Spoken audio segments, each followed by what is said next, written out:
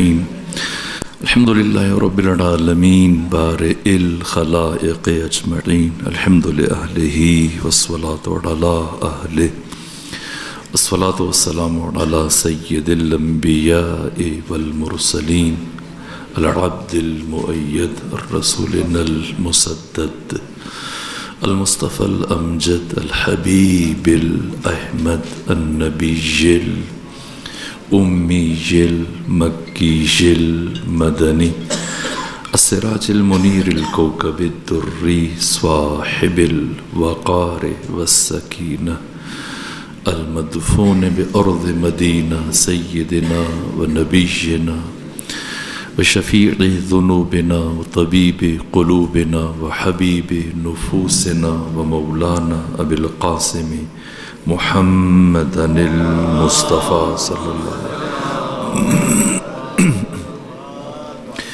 وأهل بيته الأطيبين الأطهرين الأنجبين المأسومين المظلومين ورحمة الله على أحبابهم وأصحابهم وشيعتهم ومحبيهم ومواليهم أجمعين ولعنة الله على أعدائهم ومنكري فضائلهم وغاصبي حقوقهم من جوم عداوتهم إلى الآن ومن الآن إلى قيام يوم الدين وبعد يوم الدين أما بعد فقد قال حق سبحانه وتعالى في القرآن بسم الله الرحمن الرحيم يا أيها الذين آمنوا كتب عليكم الصيام كما كتب على الذين من قبلكم لعلكم تتقون السلام عليكم ورحمة الله وبركاته اے صاحبان ایمان، تم پر روزوں کو فرض کیا گیا جیسا کہ تم سے پچھلوں پر روزوں کو فرض کیا گیا تاکہ تم متقی بن جاؤ۔ فلسفہ وجوب صیام حصول استعداد تقوی۔ البتہ قرآن مجید انفرادی تقوی کی طرف بھی بشر کو دعوت دیتا ہے اور اجتماعی تقوی کی طرف بھی بشر کو دعوت دیتا ہے۔ من حیث القوم، پوری قوم متقی بن جائے، پورا سماج متقی بن جائے، پورا معاشرہ، پوری سوسائٹی متقی بن جائے، امت متقی بن جائے۔ یہ خود سازی سے معاشرہ سازی کا سفر، اور اللہ وعدہ کرتا ہے قرآن مجید میں وَلَوْ أَنَّ أَهْلَ الْقُرَىٰ آمَنُوا وَاتَّقُوا، کہ اگر اہل قریہ، اس بستی کے رہنے والے، قریہ کے رہنے والے، شہر کے رہنے والے لوگ مومن بن جائیں اور متقی بن جائیں تو خدا قرآن میں وعدہ کرتا ہے کہ میں زمین و آسمان کے تمام رزق کے دروازے ان پر کھول دوں گا۔ یہ وعدہ الہی انفرادی تقوی سے متعلق بھی دیکھیں، سورہ انفال میں خدا نے کیا فرمایا، سورہ طلاق میں کیا فرمایا، سورہ بقرہ میں کیا فرمایا۔ اسی طرح سے تقوی اجتماعی سے متعلق اللہ کا وعدہ، اگر امت فقیر ہے، امت تنگ دست ہے، امت مفلوق الحال ہے، تو اس کی علت بھی قرآن بیان کر رہا ہے کہ امت متقی نہیں ہے، با تقوی نہیں ہے۔ جب معاشرہ بے تقوی ہو جائے، جب معاشرے میں برائی، بے حیائی اور گناہ عام ہو جائے، فسق و فجور عام ہو جائے، حدود خدا کی رعایت نہ کی جائے، اللہ کی حدود کو پائمال کیا جائے، یہ بے تقوی معاشرہ یہ ہر اعتبار سے ذوب و حالی، ذلت اور خواری کا شکار ہو جاتا ہے۔ شاید میں نے یہ بات کہی ہو، اسلامی معاشرے کی پہچان جو آقا نے بیان فرمائی، پہلے خود یہ پیغمبر اسلام کی روش تھی کہ کسی بھی اہم بات کو کہنے سے پہلے خود سوال کرتے تھے، اور قرآن نے بھی یہ روش موجود ہے تاکہ ذہنیتیں پوری طرح سے آمادہ ہو جائیں اور پھر پیغمبر کی بات ضائع نہ ہو۔ حتیٰ جو قرآن مجید کی 29 صورتوں کے شروع میں حروف مقطعات استعمال ہوئے، ان حروف مقطعات کی میں کتاب میرے پاس اس سفر میں موجود ہے جس میں حروف مقطعات کے خود 29 فلسفے اور حکمتیں تحریر کی گئیں کہ اللہ نے حروف مقطعات کو کیوں رکھا۔ ایک حکمت آیت اللہ آصف موسنی وہ اس کی طرف اشارہ کر رہے تھے کہ پروردگار کا ایک انداز ہے اور وہ ابتکاری ہے قرآن مجید میں معذرت، وہ انداز دنیا عرب میں اس سے پہلے کسی اور فرد نے، کسی شخص نے، کسی عالم نے، کسی دانشور نے، کسی شاعر نے اختیار نہیں کیا، جو انداز پیغمبر نے قرآن میں اللہ نے اختیار کیا۔ مثلاً اہم ترین بات ہے، کبھی آپ دوسرے سے کہیں اور آپ تھوڑی سی بات کہہ چکتے ہیں، دوسرا متوجہ ہوتا ہے، اب وہ ٹوک بھی نہیں سکتا، وہ پوچھنا چاہتا ہے کہ آپ کیا کہہ رہے تھے۔ تو اس کے لیے عربی میں دیکھیں، عربی بہت فصیح زبان ہے۔ مثلاً اگر آپ نے کہنا ہو یہ، تو اس کے لیے لفظ ہے ذا، زا، زانے، زینے، تا، تانے، تینے، تی، یہ سارے الفاظ ہیں۔ ایک کے لیے، دو مذکر ہوں تو دو مؤنث ہوں ان کے لیے، لیکن آپ زا کہیں اور ممکن ہے کہ مخاطب متوجہ نہ ہو اور بعد میں پوچھے کیا کہہ رہے ہیں، اس لیے اس کے ساتھ ایک لاحقہ ہے، کیا؟ ہاذا، یہ تو اس کو کو کہتے ہیں ہائے تنبیہ، تاکہ مخاطب متوجہ رہے کہ متکلم کیا کہنے جا رہا ہے اور متکلم کی بات ضائع نہ جائے۔ اسی طرح سے اللہ نے قرآن مجید میں یہ انوکھا انداز اختیار کیا۔ اس سے پہلے کہ خدا کے ذالک الکتاب لا ریب فیہ ھدی للمتقین، یہ اتنی وزنی بات اور اتنی بڑی بات، اس سے پہلے خدا بشر کو اپنی طرف متوجہ اور اس طرح سے کہ عربوں کے کان کھڑے ہو گئے، یہ کام پہلی دفعہ چونکہ ہوا اور کسی نے اعتراض بھی نہیں کیا بلکہ خود حیران ہو جاتے تھے۔ کیا حروف مقطعات، یہ ان کے لیے ایک نئی چیز تھی، اس سے پہلے دنیا عرب میں کبھی یہ روش کسی ادیب نے، کسی شاعر نے بھی اختیار نہیں کی تھی۔ پہلی مرتبہ قرآن نے یہ انداز اختیار کیا، الف لام میم، پورے عربوں کے کان کھڑے ہو گئے، متوجہ ہو گئے، یہ کیا نئی بات ہونے جا رہی ہے۔ ذالک الکتاب لا ریب فیہ ھدی للمتقین، کاف یا ہا عین صاد۔ البتہ یہ حکمت جس کی طرف اشارہ کیا جا رہا ہے یہ منحصر نہیں ہے، یہ اس کا ایک ظاہری پہلو انہوں نے بیان کیا۔ باقی 29 فلسفے ہیں حروف مقطعات کے کہ اللہ نے حروف مقطعات کیوں استعمال کی۔ ایک صلوات پیجیے خاندان فاطمہ۔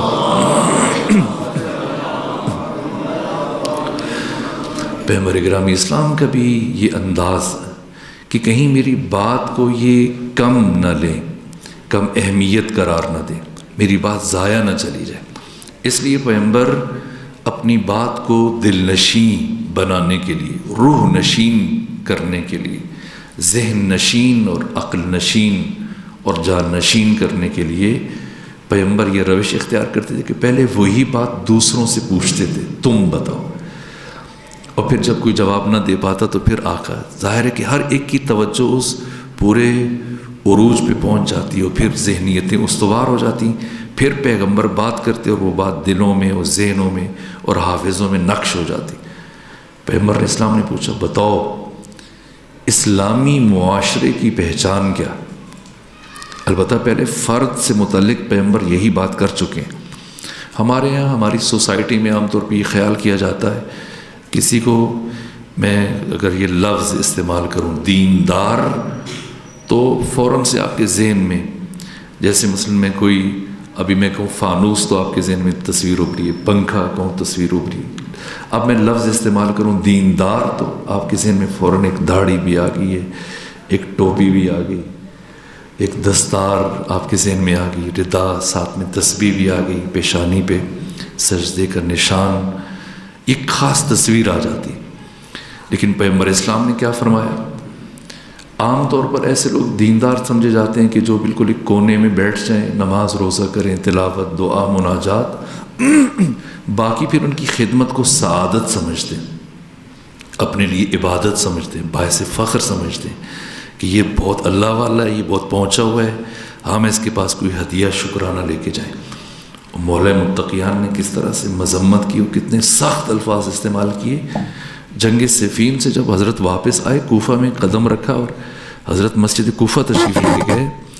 جب مسجد کوفہ گئے تو دیکھا کہ ادھر کچھ لوگ انہوں نے ادھر بسترے رکھے ہوئے ہیں، لوٹے رکھے ہوئے ہیں، وہیں پہ رہ رہے ہیں، اپنی بیتوتا اختیار کر لیا مسجد میں، اور وہیں پہ عبادت کر رہے ہیں، تلاوت کر رہے ہیں، بیٹھے ہوئے ہیں مسجد میں اور عبادت وغیرہ کرتے ہیں، نماز وغیرہ.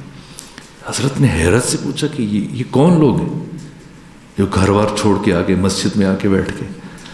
تو کسی نے آگے بڑھ کے بڑے فخر سے بتانا چاہا، کہا حضرت یہ رجال الحق ہیں، رجال الحق، یہ وہ حق آشنا اور حق پرست اور حق آگاہ اور حق پسند بندے ہیں جنہوں نے سب چھوڑ دیا، دنیا کو، بیوی بچوں کو چھوڑا، ادھر آ کے ہر وقت اللہ کی عبادت میں رہتے. امیر المومنین نے پوچھا پھر ان کے کھانے پینے کا اور ان کی ضروریات کا خیال کون رکھتا ہے؟ تو اس نے بہت خوشی سے کہا حضرت ظاہر ہے یہ سعادت پھر ہم جیسوں کے حصے میں آتی. تو حضرت نے تیسرا سوال پوچھا کہ اگر تم لوگ یہ کام نہ کر سکو، انہیں کھانا نہ پہنچا سکو، تو پھر کیا کرتے ہیں؟ یہ کیا کرتے ہیں پھر؟ تو کہا کہ پھر تو ظاہر ہے صبر کرتے ہیں، بھوکے رہ جاتے ہیں. حضرت نے فرمایا کوفہ کی گلیوں کے کتے بھی یہی کام کرتے ہیں. یہ سخت لفظ ہے کہ اگر انہیں کوئی پھینکتے تو کھا لیتے ہیں، نہ پھینکے فوراً سختی سے فرمایا اٹھو جاؤ گھروں کو، جا کے اپنی ذمہ داریاں ادا کرو، اپنے بیوی بچوں کا خیال رکھو. اسلام دین معاشرت ہے، اور ائمہ نے اس حد تک اس پہلو کو اجاگر کیا، سمجھایا کہ امام سجاد کے آپ دیکھیں ائمہ میں سب سے زیادہ غلام بشمول رسول اسلام سے لے کر امام عسکری تک تمام ائمہ نے رسول اسلام کو شامل کر دو اتنے غلام نہیں خریدے اور آزاد نہیں کیے جتنے صرف امام سجاد نے خریدے اور آزاد کیے. بہت اجر ہے، بہت ثواب ہے. آپ دیکھیں کسی کو روزہ کھلوانے کا ثواب جو بیان کیا گیا کہ ایک غلام آزاد کرنے کے برابر، یعنی بہت بڑی نیکی ہے غلام آزاد کرنا، اس کی بہت تاکید ہے. لیکن آقا فرما رہے ہیں کہ اگر میں بازار سے گزر رہا ہوں اور میری جیب میں کچھ رقم ہو تو میں اس رقم سے اگر ایک غلام خرید کر آزاد کر سکوں تو اس سے کہیں بہتر ہے، اور میں ترجیح دوں گا کہ اپنے عیال کے لیے، اپنے بیوی بچوں کے لیے کچھ پھل اور گوشت لے کے جاؤں، ان کا خیال رکھوں. حتیٰ فرماتے ہیں کہ بہترین انسان وہ ہے کہ جس کے عیال اس کی وجہ سے آسانی میں ہو، خوشی میں ہو. یعنی کہ انسان کر جاتے ہی ماشاء اللہ نافذ کر دے سختی. اگر ظاہر ہے وسائل کم ہو تو کم سے کم اخلاق کا مظاہرہ کرنا چاہیے، جیسے سورہ مبارکہ روم کی آیت نمبر 21 میں بیان کیا گیا. بہرحال اسی طرح سے آقا فرماتے ہیں کہ جو دین کا تصور ہے، دیندار کون ہے؟ ممکن ہے کہ ایک انسان نمازیں بھی پڑھے، روزے بھی رکھے، تہجد بھی پڑھے، لیکن دیندار نہ ہو. دیندار کی جو تشخص بیان کی ختمی مرتبہ نے فرمایا لا دین لمن لا معیشت اللہ. جس شخص کی معیشت نہیں ہے، اقتصاد نہیں ہے، جو اپنی ضروریات خود پوری نہیں کر سکتا اور دوسروں کے سامنے دست سوال دراز کرتا ہے، یہ بے دین ہے. آپ دیکھیں اسلامی عدالت میں، اسلامی حکومت میں بھکاری کی اور بھیک مانگنے والے شخص کی گواہی قبول نہیں کی جائے گی۔ بھکاری بے شک نمازی اور تہجد پڑھتا لیکن اسے عادل نہیں مانا جائے گا، اس کی گواہی کو رد کر دیا جائے گا، کل عدم میں حیثیت نہیں ہے۔ کیوں؟ اس لیے کہ عزت نفس کا تحفظ یہ واجب ہے، اور اس نے ہاتھ پھیلا کر اپنی عزت نفس کو، کرامت بشری کو مجروح کیا، یہ گناہ کا مرتکب ہوا، اور یہ گناہ کبیرہ، اس لیے اس کی گواہی عدالت میں قبول نہیں کی جائے گی، اس کی عدالت ساقط ہو جائے گی۔ یہ بات ذرا سخت ہے۔ آقا فرماتے لا دین لمن لا معیشت لہ، جو شخص بے دین ہے، جس کی معیشت نہیں ہے، وہ بے دین ہے۔ فرد کے لیے فرمایا اور پھر معاشرے کے لیے۔ دیکھیں اس طرف ہم چل پڑے، ارادہ نہیں تھا۔ پیغمبر نے پوچھا کہ بتاؤ اسلامی معاشرے کی پہچان کیا ہے؟ پاکستان میں بھی اب کچھ عرصے سے یہ گفتگو ہو رہی ہے، مثلا ریاست مدینہ، خوب ریاست مدینہ کے خد و خال آقا خود متوجہ کرتے رہے، ان میں سے یہ ایک پہلو فرمایا بتاؤ اسلامی معاشرے کی، اسلامی ریاست کی پہچان کیا؟ تو ایک صحابی کھڑے ہوئے، عرض کیا یا رسول اللہ جہاں سب کے سب مسلمان؟ فرمایا نہیں۔ پھر ایک اور صحابی کھڑے ہوئے، عرض کیا جہاں سارے کے سارے نمازی ہوں؟ فرمایا نہیں۔ کسی نے اور تعبیر بیان کی، حضرت نے سب کو رد کیا۔ اب سب حالت انتظار میں کہ پیغمبر کیا جواب دیتے ہیں۔ ایک صحابی نے عرض کیا یا رسول اللہ آپ فرمائیے اسلامی معاشرے کی پہچان کیا ہے؟ فرمایا جہاں دینے والے بہت ہوں لینے والا کوئی نہ ہو، یہ اسلامی معاشرے کی پہچان ہے۔ یہ کب بن سکتا ہے؟ جب تقوی اجتماعی اختیار کر لے انسان۔ وَلَوْ أَنَّ أَهْلَ الْقُرَىٰ وَلَوْ أَنَّ أَهْلَ الْمُلْتَانِ آمَنُوا وَاتَّقُوا، کہ اگر اہل قرآن یا کہ یہ اہل ملتان مومن بن جائیں اور پھر مومن سے بڑھ کر متقی بن جائیں، تو اللہ زمین و آسمان سے، یہ قرآن میں وعدہ ہے، لَفَتَحْنَا عَلَيْهِمْ، دروازے کھول دے گئے ان کے لیے رزق کے، پھر کوئی مانگنے والا نہیں بچے گا۔ سو تقوی، یہ تقوی انسان کے اندر قرآن فہمی کی استعداد پیدا کرتا ہے۔ اگر میری کسی بات سے آپ ناراض نہیں ہو تو ایک صلوات پڑھیے خاندان فاطمہ۔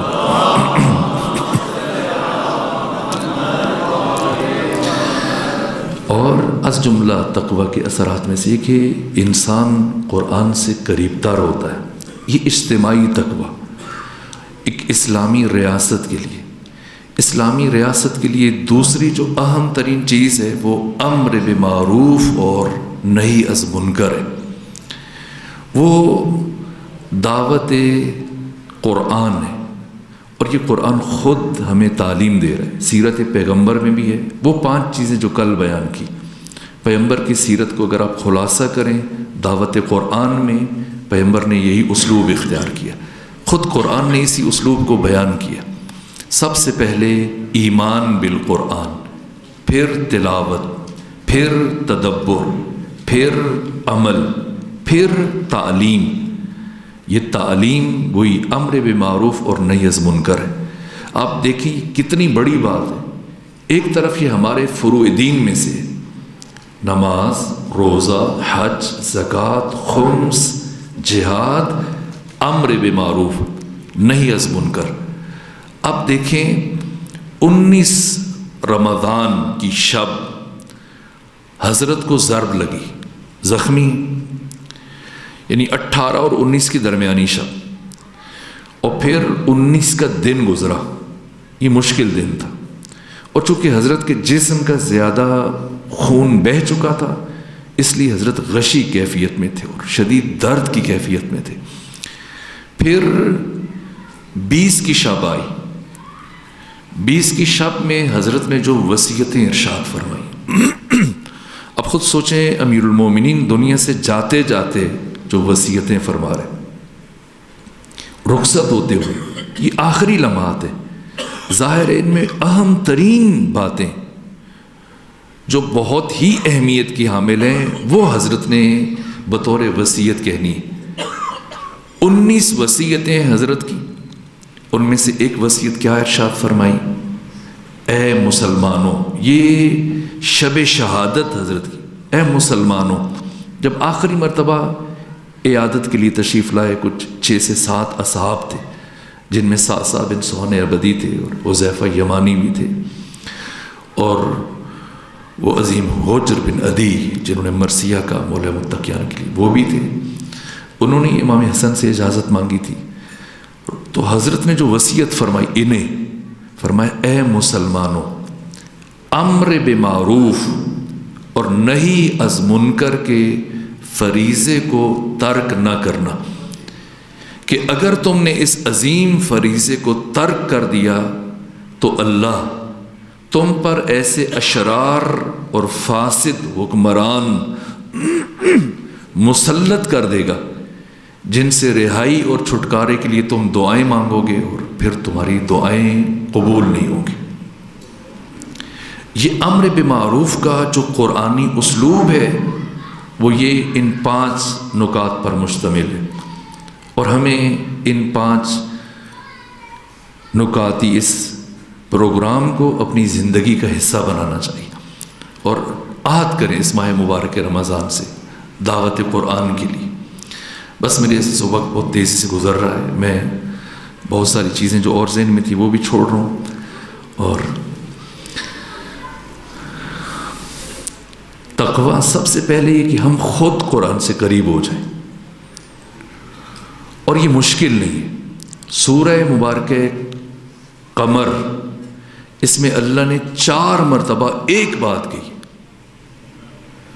وَلَقَدْ يَسَّرْنَا الْقُرْآنَ لِلذِّكْرِ فَهَلْ مِن مُدَّكِرٍ، کہ ہم نے اس قرآن کو سمجھنے کے لیے آسان کر دیا، سو کوئی ہے سمجھنے والا جو اس قرآن میں خوض کرے۔ 4 مرتبہ، یہ اہمیت کے مد نظر، ورنہ یہ قرآن کا مزاج نہیں ہے۔ قرآن بات کہتا گزر جاتا ہے آیت کے ایک حصے میں، یہاں اللہ نے ایک سورہ میں 4 مرتبہ ایک بات کو اس لیے کہا تاکہ ہم متوجہ ہو جائیں۔ قرآن مشکل نہیں، اگر ہم عہد کر لیں، ارادہ کر لیں کہ اسی ترتیب سے ان مراحل سے ہم آگے گزریں گے۔ پہلے تلاوت کا مرحلہ، پھر اس کے بعد پہلے سب سے پہلے ایمان کا مرحلہ، اور یہ بھی بہت وسیع موضوع ہے، میں شرمندہ ہوں کہ قرآن حکیم کے تعارفات بیان نہیں کر سکا۔ پھر تلاوت، اس کے بعد پھر تدبر کا مرحلہ ذکر سے شروع ہوتا۔ قرآن کے 70 سے زیادہ نام خود قرآن نے بیان کیے، لیکن جو نام سب سے زیادہ استعمال کیا اپنے لیے قرآن نے وہ ذکر ہے۔ جیسے سورہ مبارکہ قمر میں یہ نام 4 مرتبہ، وَلَقَدْ يَسَّرْنَا الْقُرْآنَ لِلذِّكْرِ، آسان ہے۔ ضروری نہیں کہ انسان خود مدرسے میں جائے، وہاں جا کے عربی سیکھے، باقی علوم سیکھے، پھر تب وہ پڑھ سکتے ہیں، نہ۔ میں آپ کو مثال عرض کروں، تہران سے ایک خاتون تھی، یونیورسٹی میں پڑھتی تھی، تہران یونیورسٹی کی ایک طالبہ تھی، انہیں شوق ہوا قرآن کا، قرآن پڑھنا شروع کیا، لیکن ایسے نہیں جیسے ہمارے ہاں رسم ہے کہ صرف تلاوت۔ اگر انسان کی نیت ہو کہ وہ تدبر کرے گا تو یہ تلاوت اس کے لیے باعث ثواب ہے، اور اگر ایسی کوئی نیت نہیں رکھتا تدبر کے لیے مستقبل میں بھی، تو قطعی طور پر یہ قرآن کی اہانت کا مرتکب ہو رہا ہے، پھر یہاں اہانت بڑھ جائے گی اور ثواب کم رہ جائے گا۔ بغیر معرفت کے قرآن انسان کو کہاں لے کے جاتا ہے؟ مولا متقیان اپنے ایک صحابی میثم تمار کے ساتھ رات میں اپنے عہد خلافت میں کوفے کی ایک گلی سے گزر رہے تھے، اور گھر کے اندر سے قرآن کی آواز آ رہی تھی، ایسی آواز رقت کے ساتھ کہ میثم کے قدم آگے بڑھتے وہ رک گئے، ٹھہر گئے اور ٹھہر کے سننے لگے، یہاں تک کہ میثم کی آنکھیں نم ہو گئیں۔ حضرت جب دیکھا کہ میثم رکے ہیں، فرمایا میثم آؤ، آگے آؤ۔ میثم نے کہا حضرت اجازت دے، میرا جی چاہ رہا ہے میں چند لمحے اس قاری کی تلاوت سن لوں۔ فرمایا رہنے دو، میرے ساتھ ہو، لے کے چلے، یہاں تک کہ جنگ جمل میں، نہ جنگ نہروان میں، جب لاشیں تدفین کا مرحلہ تھا اور حضرت اپنے سپاہیوں کی لاشوں کو دشمن کے سپاہیوں سے الگ کر رہے تھے، تو ایک اوندے منہ ایک لاش پڑی ہوئی تھی۔ حضرت نے میثم سے فرمایا یہ اس کا منہ سیدھا کرو، یہ وہی قاری ہے جس کی تم تلاوت سن کر رک رہے تھے اور خواہش کر رہے تھے، مجھ سے اجازت لے رہے تھے کہ کچھ رک جائیں، اس کی تلاوت سنیں۔ یہ کون تھا؟ اس کا نام ذوالصدع۔ اس قدر رقت سے رات میں جاگ کے تلاوت کر رہا ہے، لیکن تلاوت پر رک گیا، تدبر تک نہ آیا، تو گمراہ ہو کے دنیا سے گیا، اور اس کی ابدی طور پر ہمیشہ، جو علی کی تلوار سے مر جائے اس نے کہاں جنت میں جانا، ہمیشہ کے لیے جہنمی بن گیا۔ سو عہد کریں کہ ہم نے تدبر در قرآن کے مرحلے میں خود کو لے کے جانا ہے، اور یہ مشکل نہیں ہے۔ خود میں مثال دے رہا تھا، تہران یونیورسٹی کی خاتون، انہوں نے قرآن مجید کو مطالعاتی انداز میں پڑھنا شروع کیا، خود سے غور کرتی تھی، اور کوئی بات ان کو سمجھ میں آتی تھی تو اسے اپنی کاپی پر لکھ لیتی تھی۔ اس طرح قرآن مکمل کر لیا، پڑھا، پھر دوبارہ تلاوت شروع کی، لیکن اسی طرح سے تلاوت کے دوران کوئی بات سمجھ آتی پھر نوٹ کر لیتی، پھر وہ کرتے کرتے چھوٹی چھوٹی کاپیاں بن گئیں، یہاں تک کہ 5-6 سال گزرنے کے بعد اس خاتون نے اپنی ایک اور دوست کو بتایا کہ میں نے اس طرح سے قرآن جب پڑھتی ہوں تو ساتھ جو چیزیں سمجھ میں آتی ہیں لکھ لیتی ہوں۔ اس نے کہا مجھے دکھاؤ، وہ کاپیاں اسے دکھائیں۔ اس نے کہا اگر تم اجازت دو تو میں نے سب کو اکٹھا کروں، مرتب کروں، 6-7 دفعہ جو تم نے مرور کیا ان کو ایک ساتھ وہ کیا، پھر کہا کہ انہیں تم تھوڑا سا اور اضافہ کرو تو ہم اسے کتابی صورت میں چھپواتے ہیں، اور اب وہ فارسی زبان میں ایک بہترین تفسیر مانی جاتی ہے۔ یہاں تک کہ انہوں نے وہ سلسلہ جاری رکھا، بعد میں بھی اسی طرح سے مطالعاتی انداز میں قرآن پڑھتی رہی، اور کرتے کرتے پھر وہ ایک 2-3 جلدوں میں تفسیر بن گئی۔ سو یہ خاص نہیں ہے کہ کوئی عالم وہ قرآن مجید سمجھ سکتا ہے یا وہ سمجھے گا قرآن، وہ قرآن کی بات نہیں۔ اگر ہم خود ٹھان لیں، خود ارادہ کر لیں، لیکن شرط تقویٰ ہے، تقویٰ اساس ہے۔ بلکہ اس دن میں گفتگو کر رہا تھا کہ ماہ شعبان کے اوائل میں جو ختمی مرتبت کی ایک دعا ہے، الہی حب لی کمال الانقطاع الیہ، ہمارے پاس واقعاً یہ بہترین فرصت ہے ماہ مبارک رمضان۔ اور کیوں ہر سال چلیں زندگی میں 1 سال روزے خدا فرض کر دے، ہر سال کیوں فرض کیے جائیں؟ اس لیے کہ جس طرح سے جسم کی خوراک ہے جو ہم اسے ہر روز 3 مرتبہ یا 2 مرتبہ یا 4-5 مرتبہ بھی کھلاتے ہیں، تو یہ ضروری ہے، ورنہ جسم مر جائے۔ اسی طرح سے روح کی بھی خوراک ہے، جس طرح سے جسم کو مسلسل خوراک چاہیے، اسی طرح سے روح کو بھی مسلسل خوراک چاہیے، پھر یہ روح آلودہ ہو جاتی ہے۔ اس لیے اللہ نے سال میں 1 مرتبہ ماہ رمضان کے روزے فرض قرار دیے۔ اگر آپ لغت میں جائیں کہ یہ رمضان کا مطلب کیا ہے، البتہ امام پنجم نے منع کیا کہ یہ نہ کہو جاء رمضان و ذا رمضان و ھذا رمضان، کہ رمضان آیا رمضان گیا یہ رمضان ہے، کہ یہ گناہ ہے، اس لیے کہ رمضان اسم خدا ہے۔ آقا خمینی کے استاد آیت اللہ جواد ملکی تبریزی کہتے ہیں کہ جو ماہ رمضان کے بجائے صرف رمضان کہے تو اس کو 3 دن کفارے کے روزے رکھنے چاہیے، کہ بے ادبی اس میں خدا ہے۔ سو رمضان کا مطلب کیا ہے؟ رمضان مشتق ہے رمضان سے، رے میم ضاد، اس کا مطلب ہے موسم خزاں کی بارش۔ بہار سے پہلے جو بارشیں ہوتی ہیں، موسم خزاں کی بارش کیا کرتی ہے؟ سب سے پہلے مرحلے میں آلودگیوں کو دھو دیتی ہے، یہ کثافتوں کو دھو دیتی ہے۔ ایک طرح فضا آپ دیکھیں ہر چیز صاف ستھری نکھری ہوئی نظر آنا شروع ہو جاتی ہے۔ پھر حیات کا آغاز ہوتا ہے، نمو اور نشو کا سلسلہ شروع ہوتا ہے۔ رفتہ رفتہ پھر یہی بارش سبب بنتی ہے۔ بہار میں اظہار ہوتا ہے، آغاز خزاں میں ہوتا ہے، خزاں سے کام شروع ہوتا ہے اس بارش سے، اور پھر جا کر کونپلیں پھوٹنا شروع ہو جاتی ہیں، پھر پھول لگتے ہیں، پھر پھل لگتے ہیں، پھر فضا معطر ہو جاتی ہے، پھر ایک زندگی کی لہر دوڑ جاتی ہے۔ اسی طرح سے انسان کی زندگی میں جو نکھار آتا ہے یہ ماہ رمضان سے آتا ہے۔ اور پھر ماہ رمضان میں پہلا عشرہ انسان گزر رہا ہے، اگر مسلسل اب 6 روزے ہو گئے، آج 8واں ہے، 7واں 8واں روزہ ہے، تو پھر اس کا مطلب 8 درجات ہمیں طے کر لینے چاہیے۔ اگر جہاں پہلے روزے پہ جہاں پہ ہم رکے تھے اور آج 8ویں روز پہ بھی وہیں کھڑے ہیں، تو اس کا مطلب یہ ہے کہ جیسے مولا متقیان فرماتے ہیں کہ بہت سارے افراد روزے سے صرف بھوک اور پیاس ان کو نصیب ہے، لیکن روح روزہ سے محروم۔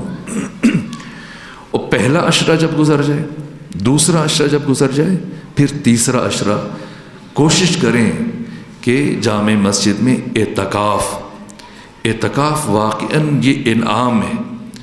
یہ درجات انسان کے روح کے اتنے بلند ہوتے ہیں کہ وہ قرب قرآن اور ان سے قرآن کی منزل تک آ جاتا ہے۔ لیکن اعتکاف کے لیے وہ بنیادی چیز جس کی طرف اشارہ کیا تھا وہ مد نظر رہے کہ الہی حب لی کمال الانقطاع الیہ۔ اگر کوئی ڈیجیٹل بٹیرا بھی جیب میں لے جائے اپنے ساتھ کہ فیس بک بھی استعمال کروں گا، ذرا حالات حاضرہ سے بھی آگاہی رکھوں گا، ملک میں کیا ہو رہا ہے، دنیا میں کیا ہو رہا ہے، اور پھر وہاں پہ جا کے چارجر بھی تلاش کرتا رہے، پھر بیٹھ کے حال احوال کرتا رہے، حتیٰ خود درس ایک آدھ درس ہو تو ٹھیک ہے۔ اگر اعتکاف میں جو احباب مسلسل صبح سے شام تک اتنے بجے یہ درس ہے، اتنے بجے یہ درس ہے، اتنے بجے یہ درس ہے، نہ، اعتکاف کی روح الگ ہے، اعتکاف کا فلسفہ الگ ہے۔ اگر میں اپنی بات پہنچانا چاہوں تو مجھے مولائے روم کا ایک خوبصورت شعر یاد آ رہا ہے۔ وہ فرماتے ہیں کہ عروج سے یہ اعتکاف کی حکمت بہت خوبصورت بیان کی انہوں نے، کہا کہ عروج سے حضرت قرآن نقاب انگاہ براندازد کہ دارالملک انسان را مجرد بیند از غوغا۔ یہ مولا روم کے خوبصورت اشعار میں سے ایک شعر۔ کل ایک دوست ذکر کر رہے تھے کہ یہاں پر زیادہ اکثریت جوانوں کی ہے، یہ زیادہ خوش آئند بات ہے۔ بزرگان بھی تشریف لاتے ہیں، زیادہ تعداد جوانوں کی ہے، اور مجھے لگ رہا ہے کہ کم شادی شدہ ہیں، زیادہ ابھی انہوں نے شادی نہیں کی۔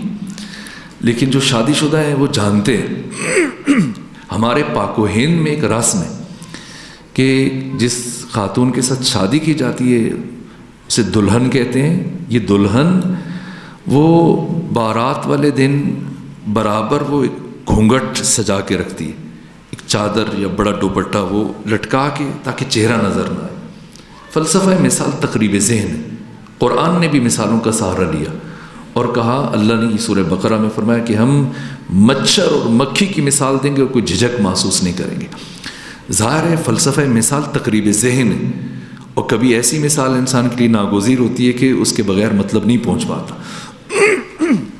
تو آپ نے دیکھا ہوگا جن کی شادی ہوئی ہے اور جن کی نہیں ہوئی، پروردگار استجابت دعا کے لمحات ہیں، ان کی بھی حدیث ہے کہ جو شادی شدہ ہے اور جو جس کی شادی نہیں ہوئی، یہ اس کی شادی شدہ کی 1 رکعت اس کی 70 رکعتیں یہ برابر ہے۔ ظاہر کہ انسان اپنا دین محفوظ کر لیتا ہے، اور بس اوقات بعض افراد سمجھتے ہیں کہ حالات اچھے نہیں ہیں، ابھی پڑھ لوں پھر میں نوکری کروں گا، پھر اچھی جاب ہو جائے گی، پھر گھر لے لوں گا، گاڑی لے لوں گا۔ قرآن نے بالکل اس کے برعکس فرمایا۔ قرآن فرماتا ہے کہ تم نکاح کرو، اور اگر تم نکاح کرو گے تو اللہ تمہیں اپنے فضل سے غنی کر دے گا۔ معصومین کے ہاں اگر آ کے کوئی شکوہ کرتا کہ حالات اچھے نہیں، فرماتے شادی کرو۔ ہمارے یہاں انتظار کیا جاتا ہے کہ حالات اچھے ہو جائیں تب شادی کریں۔ سو خدا کرے کہ جلدی جن کی شادی نہیں ہو جائے، اور جن کی ہوئی وہ جانتے ہیں کہ وہ جو دلہن ہے وہ اپنے چہرے پہ گھونگھٹ سجا کے رکھتی ہے، اور اب اس کی بہنیں اپنی، اس کی ماں باپ سہیلیاں قریبی رشتہ دار بھی پورا اس کئی گھنٹے بیچاری مشکل سے بیٹھی ہوتی ہے، تو وہ آ جائیں نہیں اٹھاتی، وہ گھونگھٹ کب اٹھاتی؟ جب ایک ایک کر کے سارے رشتہ دار، تمام دوست، تمام سہیلیاں، ماں باپ سب کے سب چلے جاتے ہیں اور صرف شوہر رہ جاتا ہے۔ یہ میں نے عرض کیا فلسفہ مثال تقریب ذہن ہے اور بس۔ مولا روم فرماتے ہیں کہ عروس حضرت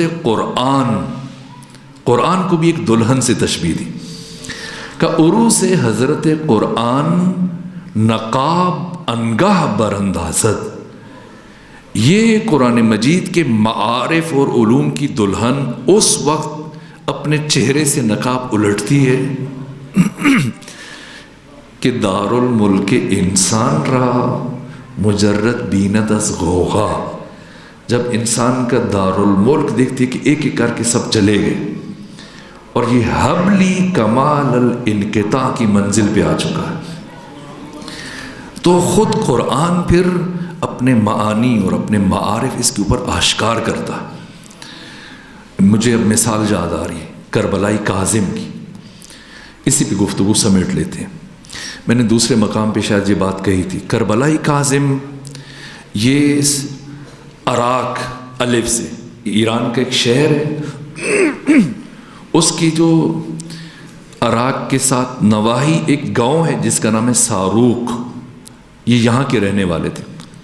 1300 ہجری میں پیدا ہوئے، ابھی 1445 ہے، 1300 میں پیدا ہوئے اور 1378 میں ان کی وفات ہو گئی۔ اپنے باپ کے اکلوتے تھے، وہ بہت مفلوق الحال اور غریب تھے، یہاں تک کہ ان کی خواہش تھی کہ باقی بچوں کی طرح یہ بھی جائیں مکتب میں جا کے قرآن سیکھیں۔ انہیں بہت لگاؤ تھا بچپنے سے قرآن پڑھنے کا، لیکن باپ کہتا اگر تم مکتب چلے جاؤ گے پڑھنے کے لیے تو گھر کیسے چلے گا؟ یہ بکریاں چرو، کچھ دودھ آئے گا، تھوڑا بیچیں گے، کچھ استعمال کریں گے، گھر چلائیں گے۔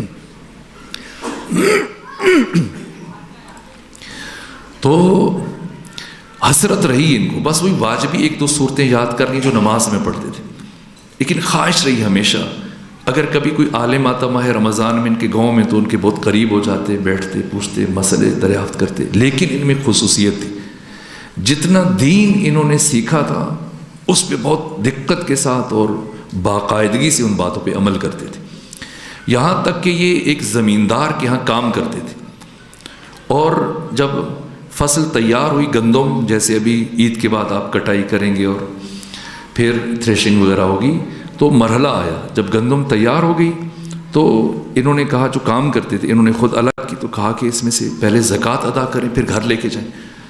کون سی زکوٰۃ؟ بیج ہم نے کاشت ہم نے کیا، پانی ہم نے دیا، محنت ہم نے کی، خرچہ ہم نے کیا، تو زکوٰۃ کہاں سے آ گئی؟ بہت سمجھایا اس کو، لیکن کہا نہ میں نہیں دوں گا زکوٰۃ، ہاں تمہارا جو حق بنتے لو جاؤ۔ کہ اگر تم زکوٰۃ نہیں دو گے تو میں تمہارے کام نہیں کروں گا، اس لیے کہ تمہارے رزق میں برکت نہیں، اور ایک بے برکت انسان کے ہاں مجھے کام کرنا گوارا نہیں۔ اس نے کہا جاتے ہو تو چلے جاؤ۔ جا کے پھر یہ انہوں نے خود کسی اور کے یہاں کام کیا، پھر تھوڑی بہت کچھ ان کے ایسی گنجائش بنی، زمین کا چھوٹا سا ٹکڑا لے لی، خود تہجد پڑھتے تھے، عبادات انجام دیتے تھے، با تقویٰ تھے، حلال حرام کی بہت دقت کرتے تھے، رعایت کرتے تھے، یہاں تک کہ ان کی اپنی مختصر آمدنی تھی، لیکن اس سے یہ پہلے غربا کا حصہ الگ کرتے تھے، مساکین کا حصہ الگ کرتے تھے، پھر بعد میں اناج اپنے گھر میں لے کے جاتے تھے۔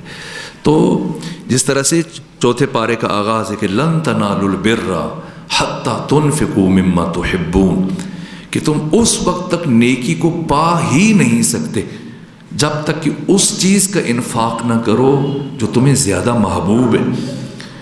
جناب سیدہ کا جب عقد ہوا، رخصتی کے بعد مولا متقیان کے گھر تشریف لائیں، تو ایک سادہ سا لباس تھا جو پہلے استعمال کرتی تھی، ایک عروسی کا وہ جوڑا تھا جو علی جیسی ہستی کے ساتھ شادی کی یادگار ہو۔ فاطمہ زہرا کے لیے اس کپڑے کی کیا اہمیت ہوگی اس لباس کی، لیکن پہلے ایک خاتون آئی لباس مانگنے کے لیے، تو اسے پہلے لباس دینا چاہا تو پھر فوراً سے آپ کے لبوں سے قرآن کی آیت جاری ہوئی، لن تنالوا البر حتی تنفقوا مما تحبون۔ سیدہ نے وہ اپنی عروسی کا جوڑا جو صرف ایک مرتبہ زیب تن کیا تھا اٹھا کے دے دیا۔ خود پھر خدا انسان کے لیے کیا دروازے کھولتا ہے جب وہ اللہ کے ساتھ معاملات کرتا ہے، اللہ کے ساتھ تجارت کرتا ہے، خدا کے ساتھ لین دین کرتا ہے۔ خدا وہ کریم کے جو بن مانگے عطا کرتا ہے، اگر کوئی اس کے ساتھ معاملہ کرے تو خدا کا رویہ اس کے ساتھ کیا ہوگا۔ ایک صلوات پڑھ دیجیے خاندان فاطمہ۔ ایک دو سیل استعمال کر رہے ہیں تو مجھے تھوڑی ایسا ایسا میں بھی بہت قریب تو میں بھول جاؤں گا کہ میں کیا کہہ رہا ہوں۔ میں کافی دیر سے بھول رہا تھا، اب مجھے نہیں معلوم کہ وہ ضروری ہوں گے ان کی میسیجز، لیکن تھوڑی دیر کے لیے اگر وہ روک دیں اور میں یہ بات مکمل کر دوں۔ اب ایک صلوات پڑھ دیجیے خاندان فاطمہ۔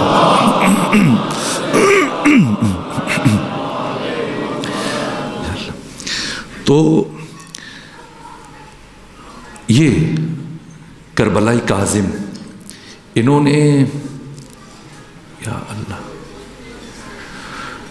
انہوں نے یہ کیا کہ بے ادبی معاف، میں خواہش کروں گی وہ یا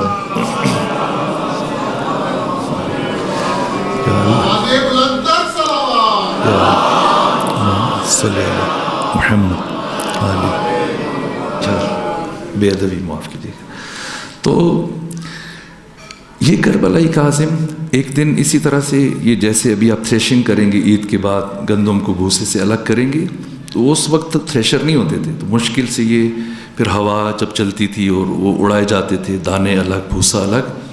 یہ اب سخت لو چل رہی تھی تو یہ چلے گئے گھر کی طرف، چل پڑے کام کو بیچ میں چھوڑ کے تھوڑا سا میں آرام کروں، پھر پلٹتا ہوں۔ تو آرام کے لیے جب جا رہے تھے تو ایک بہت غریب ان کا ہمسایہ، اس کا کربلائی کاظم اس دفعہ آپ نے ہمیں نظر انداز کر دیا، ابھی لگتا ہے اس دفعہ آپ نے ہمیں گندم نہیں دی اور تقسیم کر دی، کہ نہیں تمہارا حصہ تو ہمیں دیا جائے گا، کیوں پریشان ہو رہے ہو؟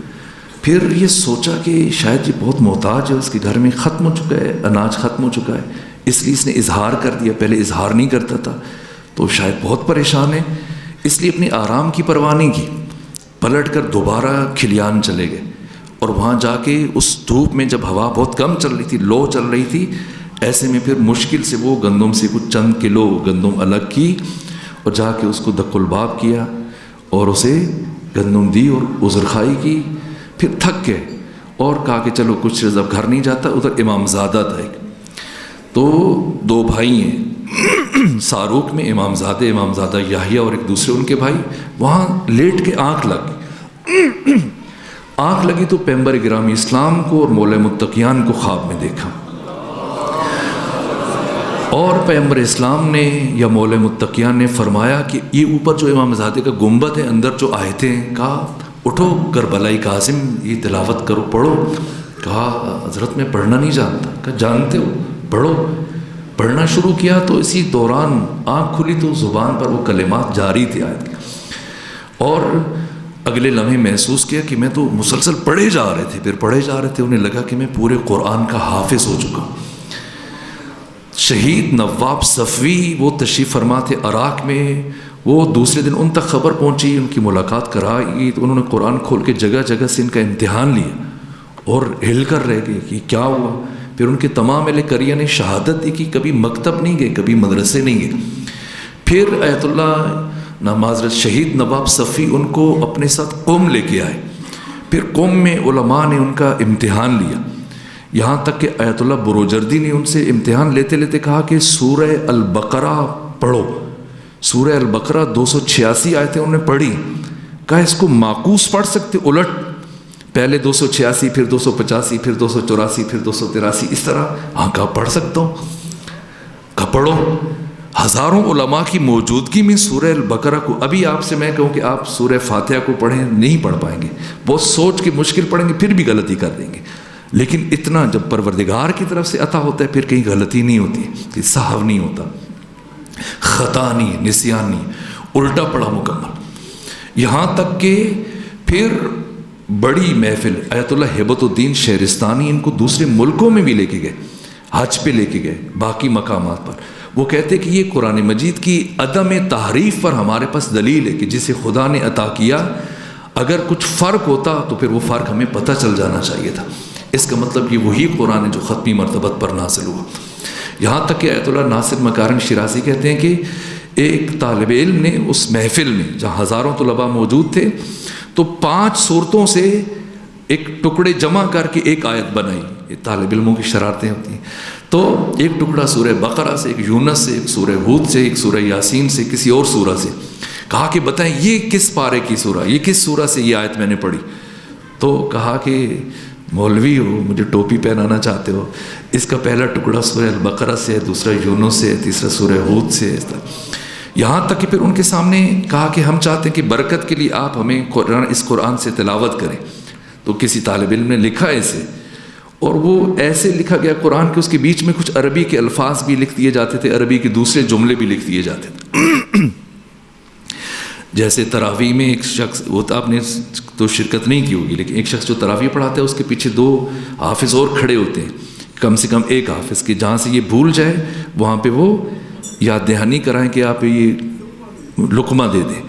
تو اسی طرح سے ایک مولانا تھے، وہ پڑھ رہے تھے، قرآن بھول گئے تو اب شرمندگی ہوئی کہ اب میں قرآن بھولا ہوں تو میں رک جاؤں، تو گاؤں والے کہیں گے تو یہ تو بالکل ایسے نالائق حافظ ہے. تو انہوں نے عربی جیسے گرامر کی کتاب ہے، اس کا نام ہے کافیہ، تو وہ پڑھنا شروع کر دیا، کافیہ کی عبارت پڑھنا شروع کر دی. تو پیچھے والا صبر نہ کر سکا جو تھا، اس نے کہا یا صدیقی ماذا تفعل ھذا عبارت الکافیہ، دوست کیا کر رہے ہو، یہ تو کافیہ کی عبارت تو نہیں شروع کر دی قرآن چھوڑ کے.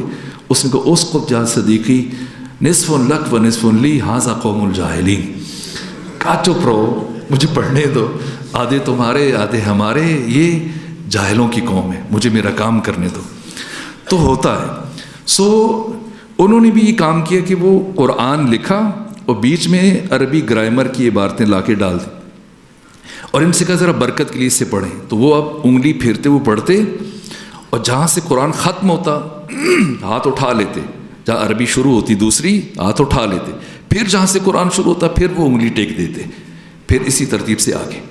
تو یہاں تک کہ جب سب نے پوچھا کہ آپ کو کیسے پتہ چلتا ہے قرآن، حتیٰ حدیث بیچ میں آئی تو آپ نے ہاتھ اٹھا لیا، پھر آیت شروع ہوئی. تو کہا کہ مجھے جو قرآن مجید کی آیات ہیں یہ نورانی نظر آتی ہیں، اور جیسی وہ نور ختم ہوتا ہے تاریکی شروع ہوتی ہے، میں ہاتھ اٹھا لیتا ہوں، پھر نور شروع ہوتا ہے، پھر میں ہاتھ رکھ دیتا ہوں. یہ اللہ جب کسی کو عطا کرتا ہے صرف یہ کہ انسان متقی بن جائے، تقوی اختیار کرے. جتنا انسان نے علم سیکھا ہے اتنا عمل کرے. ایک بہت اہم بات اسی ضمن میں، یہ واقعہ تو میں نے وقت ختم ہوا ہے، شاید مجھے یاد رہا تو پھر اس کو مکمل کر دیں گے. پروردگار ماہ مبارک رمضان کی ان انمول ساعتوں میں ہمیں وہ خاص حصہ جو اس نے اپنے دوستوں کے لیے، اولیاء خدا کے لیے معین کر رکھا ہے، اس میں سے ہمیں ہمارا حصہ حاصل کرنے کی توفیق عطا فرمائے. پروردگار ایسا نہ ہو کہ ماہ مبارک رمضان گزر جائے اور ہمارے اوپر گناہوں کا بار اور گناہوں کی کثافت اور ہمارے سینے اسی طرح زنگ آلود رہ جائیں. پروردگار ہمارے تمام گناہوں کو معاف فرما، ہمارے دوستوں کے، بہن بھائیوں کے، آباء و اجداد کے گناہوں کو معاف فرما. بالخصوص پروردگار ہمارے والدین کے گناہوں سے درگزر فرما. ہم سب کو قرآن پڑھنے، قرآن سمجھنے اور قرآن پر عمل کرنے کی توفیق عطا فرما. ہم سب کو حقیقی معنی میں قرآن مجید کا شاگرد بننے کی توفیق عطا فرما. ہمیں قرآن مجید کا داعی اور قرآن کا حامل اور قرآن کا پیغام بر بننے کی توفیق عطا فرما. پروردگار قرآنی معاشرے کی تشکیل میں ہمیں اپنا حصہ اور کردار ادا کرنے کی توفیق عطا فرما. اور جن عزیزان نے، باقر زیدی صاحب نے، واقعاً میں دیکھتا ہوں پورے پاکستان میں آپ کی دعا ہے، اور میرا جی چاہتا ہے کہ میں ان کے لیے بھی دعا کروں کہ میں پورے پاکستان میں مجھے کوئی ایسا نمونہ مثال نظر نہیں آتی. متعدد شہروں میں آپ دیکھ لیجئے کئی سالوں سے جس طرح یہ خوبصورت جلسات انعقاد ہوتے ہیں. پیغمبر فرماتے ہیں ابو ذر اگر تمہارے ذریعے سے ایک انسان کی ہدایت ہو جائے تو جو کچھ روئے زمین پر ہے اس سب سے تمہارا یہ ایک عمل بھاری ہو جائے گا. یقیناً ان جلسات میں بہت سارے دل منقلب ہوتے ہیں، اور یہ سلسلہ رشد و ہدایت جو جاری ہوا ہے، پروردگار ان کی توفیقات خیر میں اضافہ فرما، انہیں توفیق عطا فرما کے اس سلسلہ خیر کو اور ان کے بعد ان کی نسلیں بھی اس سلسلہ خیر کو اپنی زندگیوں میں جاری رکھیں، انہیں قرآن کی اور مکتب اہل بیت کی خدمت کرنے کی توفیق عطا فرما، تمام حاضرین کے رزق و جان و مال و اولاد میں وسعت و برکت عطا فرما، ہماری تمام دعاؤں کو اپنی بارگاہ میں قبول فرما۔ دعاؤں کی قبولیت کے لیے خاندان سیدہ زہرا سلام اللہ علیہ پر صلوات بھیجیے۔